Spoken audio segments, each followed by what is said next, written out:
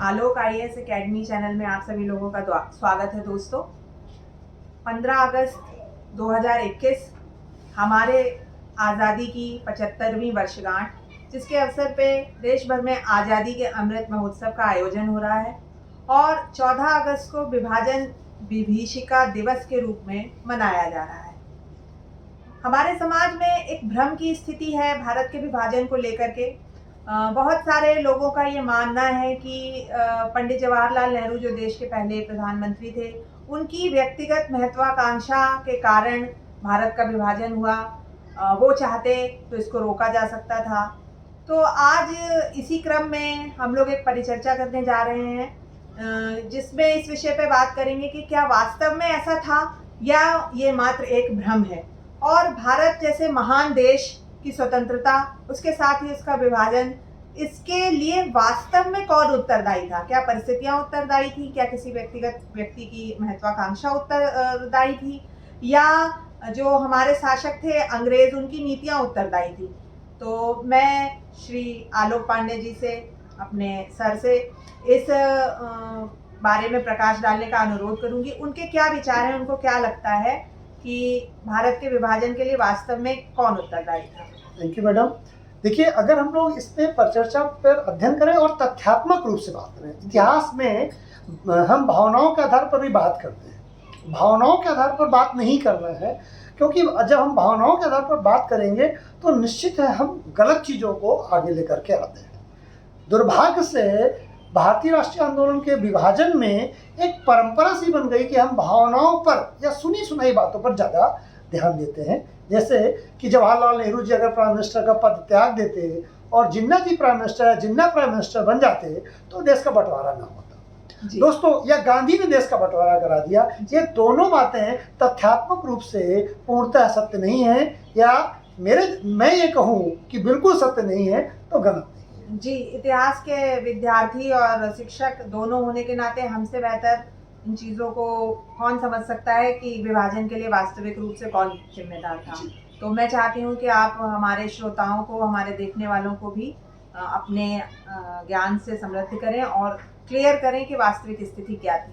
देखिए, इसके लिए हमें इतिहास में 1928 में जाना पड़ेगा। जी, 1928 ये कहता है कि एक ऐसा वर्ष जब हमें अंग्रेजों ने एक चुनौती दी थी। ये पता नहीं क्यों बहुत ज़्यादा चर्चा में नहीं रहा।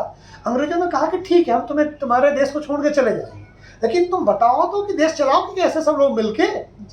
तो भारत ने उस चुनौती को स्वीकार किया, लेकिन भारत के राजनीतिक दल उस चुनौती को पूर्णतः जवाब देने में असफल रहे, क्योंकि उस समय की जो मुस्लिम लीग पार्टी है वो नेहरू रिपोर्ट से सहमत नहीं थी, और 1929 में उसने अपनी एक अलग से डिमांड रख दी, एक अलग से मांग रख दी। वो मांग थी जिन्ना की 14 सूत्री फॉर्मूला, जिसे अंग्रेजी में हम 14 डिमांड्स ऑफ मोहम्मद अली जिन्ना कहते हैं। आप गूगल करेंगे आपको मिल जाएगा, ठीक है। उन 14 डिमांड्स को अगर हम विश्लेषित कर दें तो हमें ये पता चल जाएगा कि देश के विभाजन में किसका प्रमुख योगदान है। जी, क्या थी सर ये 14 सूत्रीय मांगे? और द्वि राष्ट्र का सिद्धांत भी हमको बताया गया, हमने इतिहास में अध्ययन किया है कि मोहम्मद अली जिन्ना का द्वि राष्ट्र सिद्धांत इसके लिए उत्तरदायी था। देखिए, मोहम्मद अली जिन्ना का द्वि राष्ट्र सिद्धांत नहीं था, ये सिद्धांत था अंग्रेजों का, जो 1909 में मार्ले मिंटो रिफॉर्म लेकर के आए। जी, उसमें उन्होंने पंथ के आधार पर इलेक्शन प्रोसेस को शुरू किया था, और जिसमें भारतीय नेताओं ने इस बात का विरोध किया था कि हम अलग राष्ट्र की तरफ या देश में सांप्रदायिक जहर बो रहे हैं। Even then Morley Minto reform को वहाँ के एक ब्रिटिश अधिकारी ने कहा था कि हम नाक के दांत बो रहे हैं। जी, और इन नाक के दांतों की परिणति एक जहरीले नाग के रूप में हमें 1947 में दिखती भी है, जब न सिर्फ भारतीय उपमहाद्वीप का पूरी तरह से भूगोल बदल गया और कई करोड़ों लोगों का जीवन बदल गया। जो ये विभाजन विभीषिका दिवस है, करोड़ों लोग विस्थापित हुए, सीमा पार के भी और इस पार के भी लोगों ने अपना जीवन खोया। ये एक ऐसी त्रासदी है जिसको याद करने की इच्छा नहीं होती, और जो भारत की स्वतंत्रता की खुशी है वो कहीं ना कहीं अधूरी रह जाती है। बिल्कुल, अधूरी आज़ादी तो हमें मिले ही थी ना। 1947 में पूरे भारत ने संघर्ष किया था, जी। स्वतंत्रता प्राप्त करने के लिए, लेकिन हमें मिला क्या? डिवाइडेड भारत, अधूरा और विभाजित भारत। जी। और आप देखेंगे इसमें जिन्ना की वो मांगे बहुत इंपॉर्टेंट है। जैसे एक दो मांगे मैं बता देता हूं। जैसे जिन्ना ने कहा था कि हमें कमजोर केंद्र और मजबूत राज्य सरकारें चाहिए और अवशिष्ट शक्तियां राज्य सरकारों के पास हो, जिससे कि जब भी कोई राज्य सरकार स्वतंत्र होना चाहे तो नए राष्ट्र के रूप में अपना निर्माण कर सकते। यानी अगर इस मांग को मान लिया जाता है तो भारत के एक नहीं कई टुकड़े होने की रूपरेखा बन जाती उसी समय पर। मैं तो मानता हूं कि अगर ये बात जिन्ना की मांग ली गई होती तो वर्तमान जो राजनीतिक परिस्थितियां हैं उन परिस्थितियों में भी जो आपका अभी पंजाब, वेस्टर्न पंजाब जो हमारे पास है वो एक नया राष्ट्र होता, हो सकता है बंगाल एक नया राष्ट्र होता, हो सकता है केरला एक नया राष्ट्र होता, और नॉर्थ ईस्ट में भी कई राष्ट्र होते छोटे छोटे। ये इतने टुकड़े तो स्वाभाविक है, बीच का भी कोई राष्ट्र अगर अलग हो जाता तो उसके लिए भी हम कुछ नहीं कह सकते जी।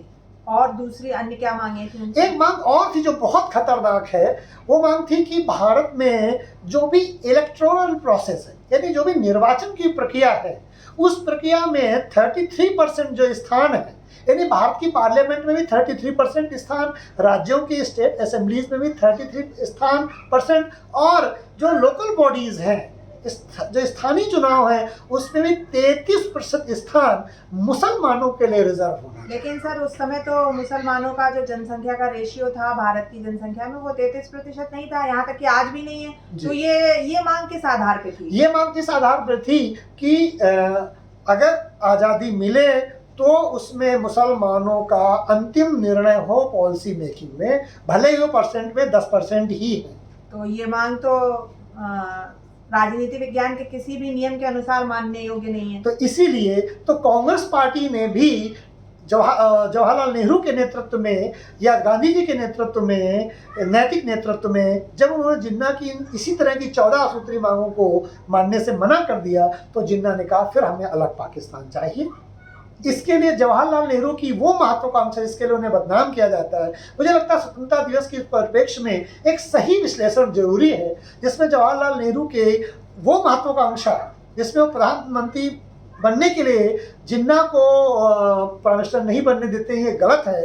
राजनीति में जब कोई व्यक्ति आता है और वो प्राइम मिनिस्टर बनने की इच्छा रखना, ये बुरा नहीं, लेकिन कहीं पर भी ये प्रमाण नहीं मिलते कि अगर प्राइम मिनिस्टर नहीं बनते तो जिन्ना प्राइम मिनिस्टर बन जाते हो देश का बंटवारा नहीं होता। जी, जब भारतीय राजनीति में या भारतीय राष्ट्रीय आंदोलन में, चाहे वो जवाहरलाल नेहरू और उनका परिवार रहा हो, चाहे महात्मा गांधी रहे हो, उन्होंने पदार्पण किया था तो किसी को ये भी नहीं मालूम था कि एक दिन अंग्रेज इस देश को छोड़ के जाएंगे भी या नहीं, उनके जीवन काल में ही जाएंगे या नहीं। या राष्ट्रीय आंदोलन के दौरान हमारे जिन शहीदों ने आत्माहुति दी, बलिदान दिया, उनमें से किसी को नहीं मालूम था कि देश कब स्वतंत्र होगा। तो आज के परिप्रेक्ष्य में जब ऐसे भ्रम होते हैं तो ऐसा लगता है कि उन्हें पहले से मालूम था कि 1947 में देश स्वतंत्र होगा और वही प्रधानमंत्री बनेंगे, जबकि ऐसा नहीं है। इतिहास में भविष्य क्या होगा इसकी कल्पना वर्तमान में जैसे करना हमारे लिए मुश्किल है, हमारे ऐतिहासिक चरित्रों के लिए भी मुश्किल था। वो सिर्फ अपना काम कर रहे थे, उसका परिणाम क्या होगा किसी को नहीं मालूम था। भारत विभाजन भी किन परिस्थितियों में हुआ, अभी जिन्ना की 14 सूत्रीय मांगों पर भी सर ने चर्चा करी। इसके अलावा भी कुछ और भी कारण थे जिसमें हमारे शासक और उनकी नीतियां और वो सच्चे भविष्य दृष्टा थे। भारत का भविष्य उन्हें अच्छी तरह से मालूम था क्योंकि उन्होंने हमसे बेहतर हमारे इतिहास का अध्ययन किया था। शासन करने के दौरान वो जानते थे कि भारत की वास्तविक शक्ति क्या है और उसको हमें कैसे कंट्रोल करना है। इस बात से सहमत है सर? बिल्कुल। इसमें अंग्रेजों की जो 1857 के बाद डिवाइड एंड रूल की जो पॉलिसी है वो बहुत हद तक हमारे मध्य में, हिंदू मुस्लिमों के मध्य एक जहर उसने फूंका और वो जहर विभाजन होने के बाद आज तक जारी है। पाकिस्तान के जो मुसलमान हैं वो आज भी हिंदुस्तान के मुसलमानों से कहीं न कहीं चिढ़ते हैं, या अगर मैं ये कहूँ कि नफरत करते हैं। 1857 के विद्रोह के बाद नफरत की जो चिंगारी अंग्रेजों ने डाली वो आज तक दो राष्ट्रों के बीच में भी बनी हुई है। और अंग्रेजों की जो डिवाइड एंड रूल पॉलिसी के साथ वो जानते थे कि भारत एक पॉलिटिकली यूनाइट राष्ट्र हो गया, एक संविधान से गवर्न होने जा रहा है, लोकतंत्र है इस देश में, और अगर नेचुरल रिसोर्सेज वो भरपूर है और अगर इसके पास ऊर्जा सुरक्षा भी आ गई, ऊर्जा सस्ती ऊर्जा आ गई, तो फिर भारत को विश्व शक्ति बनने से बहुत जल्दी ही ये विश्व शक्ति बन जाएगा, कोई रोक ऊर्जा सुरक्षा से आपका तात्पर्य पेट्रोलियम पदार्थों तक पहुंच, जो बिल्कुल। संभवतः ईरान, अफगानिस्तान, पाकिस्तान अगर ये यूनाइट रहता तो ईरान से सीधे भारत तक पहुंच जाता। देखिए, आप पाकिस्तान की ज्योग्राफी देखिए, हम और हम कैसे अफगानिस्तान और इराक से पेट्रोल लेते हैं, जबकि पाकिस्तान हमारा शत्रु राष्ट्र की तरह बिहेव कर रहा है। अगर ये हमारा भारतीय होता तो थोड़ी सी पाइपलाइन अफगानिस्तान से जाके हम करते और ईरान तक पहुंच जाते, तो वो हमारे पास अवेलेबिलिटी ऑफ पेट्रोलियम प्रोडक्ट और उसकी जो कॉस्ट है वो बहुत कम हो जाती है। और जब ऊर्जा हमारे पास होती, डेमोक्रेटिक राष्ट्र हम थे ही, जनसंख्या हमारे पास थी ही और जोग्राफिकल हम बहुत रिच थे ही, तो फिर भारत को विश्व शक्ति बनने से नहीं रोका जा सकता। सर, तो मुझे लगता है वो तो अभी भी नहीं रोक सकता है कोई, बस शायद उन नीतियों का परिणाम ये हुआ है कि हम कुछ डिले हो गए हैं। नहीं तो 4 दशक डिले हो गए ना, हमने 4 दशक अपने राष्ट्र के खराब किए हैं। 4 दशक तक ज़्यादा लोग गरीबी में जिए हैं, 4 दशक तक लोग भुखमरी में जिए हैं। अंग्रेजों ने ये काम पहले ही कर दिया था 1947। अच्छा सर, यहाँ पे एक तीसरा बिंदु रह गया, क्या कांग्रेस इसके लिए बिल्कुल भी उत्तरदायी नहीं? बिल्कुल उत्तरदायी है। लास्ट अंतिम बात हम लोग यही करेंगे। आप कांग्रेस उत्तरदायी है अगर वो इस शर्त पे विभाजन को स्वीकार न करती कि हम विभाजन नहीं करेंगे भले हमें सत्ता नहीं लेनी है, तो क्या ब्रिटिश सत्ता किसको सत्ता सौंप कर जाती जी? अगर ये बात हो जाती, क्योंकि हमारे नेता भी, कांग्रेस के नेता नहीं, भारत के नेता भी राजनीतिक रूप से थक आए थे, तो उन्होंने कहा आप जितना जैसा भारत मिल रहा है वो हम एक्सेप्ट कर लेते हैं। और महात्मा गांधी ने यही कहा था कि ये नहीं करना है, विभाजन होगा तो हमारी लाश पर से होगा। तो सारे नेता चुप हो गए। यानी अगर अब विभाजन गांधी की लाश पर से भी होना है तो हो जाए। इतना उत्तरदायित्व तो कांग्रेस का है कि अगर वो धैर्य बनाए रखते तो देश का विभाजन शायद टाला जा सकता था। लेकिन वो बात बिल्कुल गलत है कि जवाहरलाल नेहरू प्राइम मिनिस्टर अगर न बनते तो देश का विभाजन टाला जा सकता था। मैं इस बात से सहमत नहीं। जी सर। और आज़ादी की 75वीं वर्षगांठ के अवसर पर उन सभी शहीदों को हम याद कर रहे हैं, शत शत नमन कर रहे हैं, जिनके बलिदान के परिणाम स्वरूप ही आज हम स्वतंत्र भारत में सांस ले रहे हैं और 75वीं वर्षगांठ के अवसर पर ये परिचर्चा कर रहे हैं। आप सभी श्रोताओं, उम्मीद है कि आप सबको हम लोगों की बात समझ में आई होगी और आप सबको 15 अगस्त की स्वतंत्रता दिवस की शुभकामनाएं। नमस्कार, जय हिंद, जय भारत।